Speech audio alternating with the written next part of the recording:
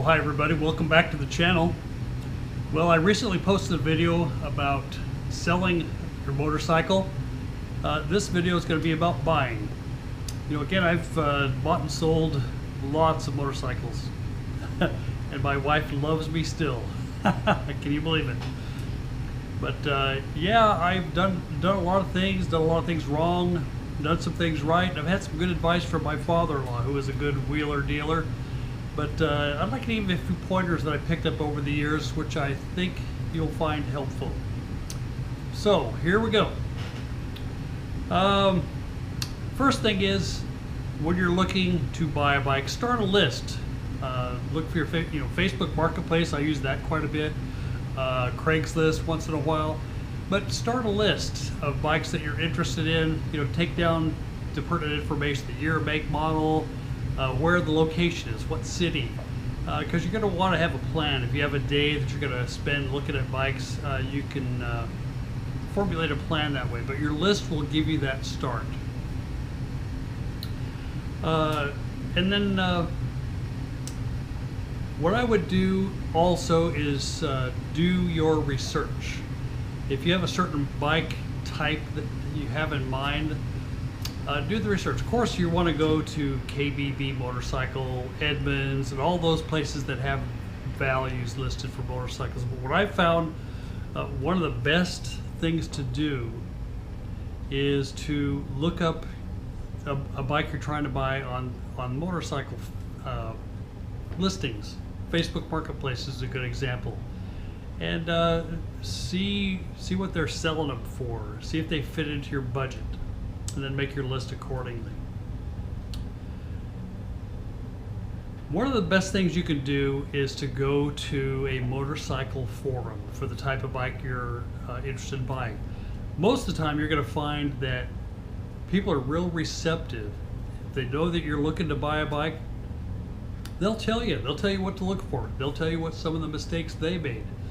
But you got to be careful about that. Sometimes you get trolls on those sites, and they'll just start trashing the bike. And maybe they've had the bike, maybe they haven't. Maybe they're from a competitor, and they just like to trash every bike except theirs. So here's one thing to do when you're looking at forums.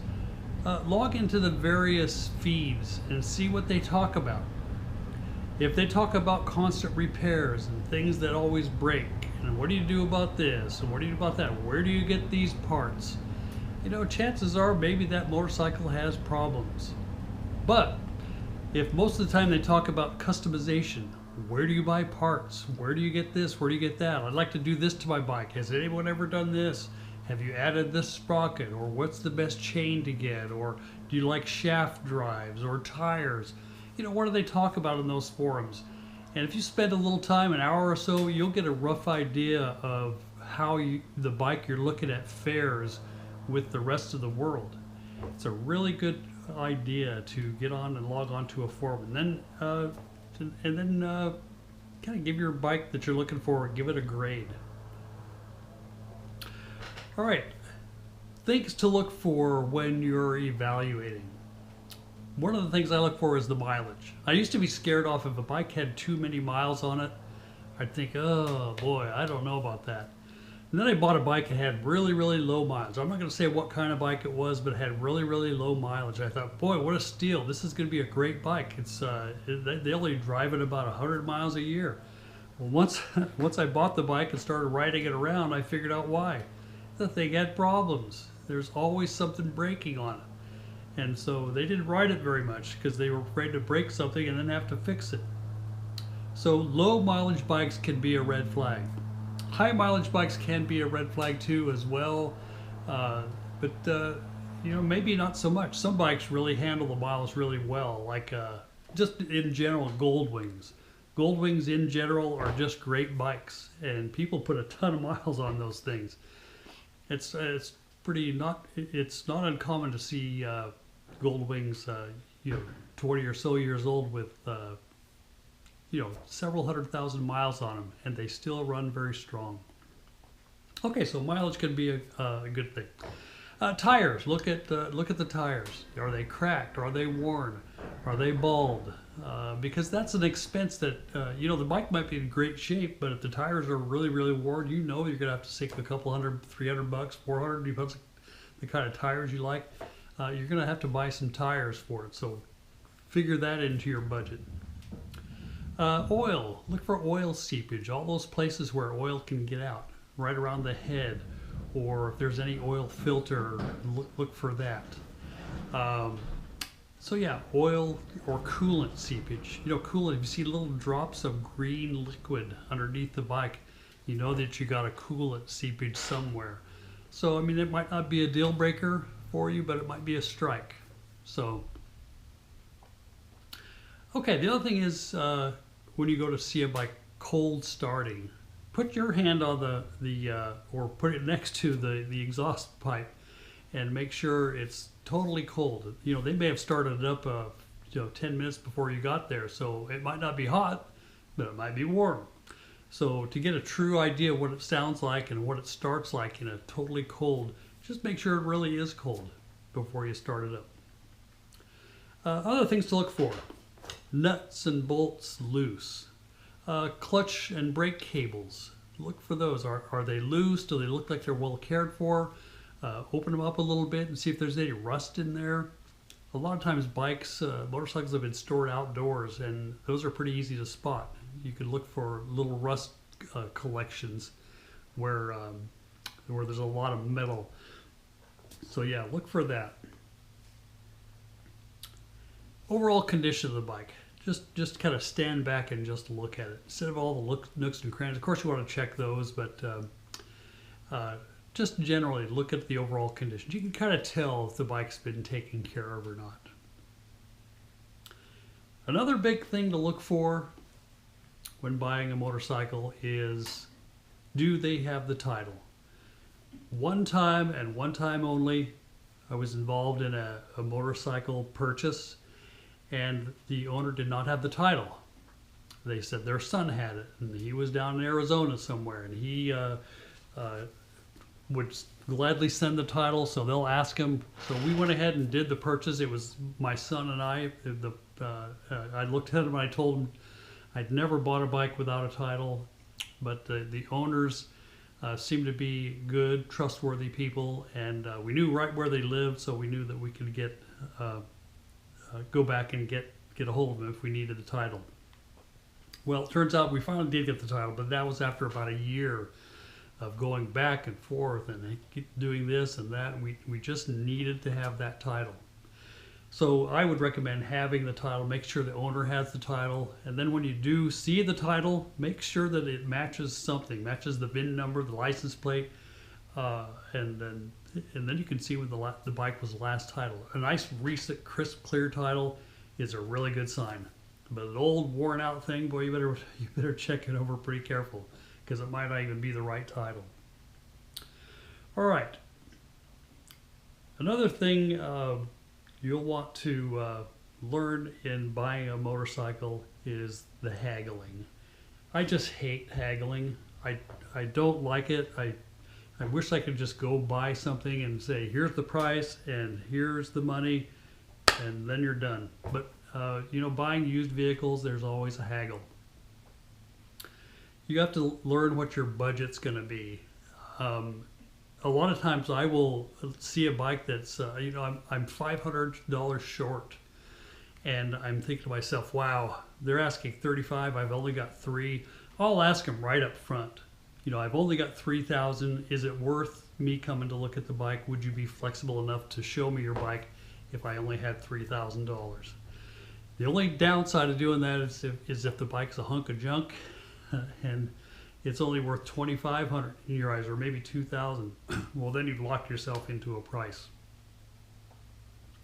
But know what your budget is, and just be cognizant of the fact that if you've already talked money, then that haggling process goes out the window. If possible, during the haggle process, never be the one to first mention money. Don't mention money first. you know, you can say, well, I've seen that you've listed it for 3,500. Is that your top dollar, or is that the least you'd expect? Maybe ask that question, or you know, just let the seller. A lot of times they'll talk themselves down, but in general, it's always a good idea not to really be the first one to mention price. The other thing is lowballing. I've had a lot. On the selling end, I've had a lot of people come and just lowball me, and I think, oh my word, why did you even come out? Why did you waste my time? It's an insult, and all it does is make them mad. So I don't lowball. If I come and see a bike and I'm not going to buy it, I can just tell by looking at it that it doesn't match the pictures very well. I'm not going to lowball them, but I'll look it over, give them, you know, spend a little time, but then just tell them thank you. I'm looking at other bikes, and good luck selling. So lowballing is not a good idea. Okay, making first contact. You know, one of the first things you're gonna when you're buying a bike, you're gonna run into scammers. Try to filter those guys out. I always try to offer to meet in a public location. That way, they'll have to ride the bike there. And of course, you can see how the bike runs and make sure it runs fine. This kind of leads into the next red flag to look for. If you meet in a public location and they've got the bike on a trailer, and they trailer the bike in, and the bike obviously hasn't run in a while, there's a red flag. Maybe the bike doesn't run at all. And so you're getting conned into buying a bike. So to me, that's a red flag. That's a strike one to me. If they're selling for a friend and they don't know, you're asking questions about the bike and they don't know the answers, that's another red flag.